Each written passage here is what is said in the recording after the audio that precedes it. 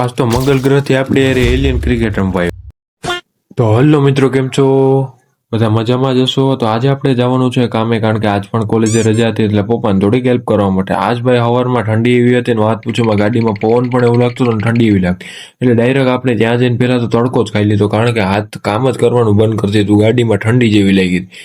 અને પછી પપ્પા મશીનથી કાપતા હતા, તેની આંગળી પાસે હતી તો મને બીક હતી કે ક્યાંક આંગળી ન અડે, પણ પપ્પા તો એક્સપિરિયન્સ વાળો માણસ. अच्छा हमको सिखा रिया है। અને પછી પપ્પાએ લાદી મારી દીધી ને પછી હું નીકળી ગયો માણાવદર પાર્સલ લેવા, કારણ કે એક પાર્સલ લેવાનું હતું. ને પછી બહાર થયા બપોરના તો પણ એવી ઠંડી લાગતી હતી કે વાત પૂછોમાં. ને પછી अरे बस कर भाई और पागल कर दिया पिता પાર્સલ લઈ માણાવદર થઈને હું પાછો નીકળી ગયો કામની સાઈડ. અને કામે આવીને આપણે જાપાનથી એક ગ્લવ્સ માંગ્યા તે આવી ગયા હતા, અને એમાં એક ઝાડ નહોતો નીકળતો, ફોલ્ટ હતો, એટલે રિટર્ન કરવું જોઈએ, બીજું કંઈ નહીં. અને પછી એક ફોટો લેવાનો હતો, ફોટો લઈને આપણે અને ઘરે આવીને ત્યાં મળી ગયો આપણા ઇન્સ્ટાગ્રામનો વાયરલ બંકો. એક દંડો ખાલી આ બંકાન તમે ખાલી હાથ થવા દે એમ.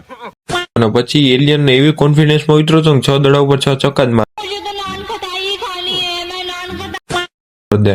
અને પછી આપણો બંકો ઉતરો બોલિંગ કરવા, અને બંકાએ ભાઈ એવો દડો ફેંક્યો ને કે એક જ દડામાં એને આઉટ કરી દીધો, બોલો.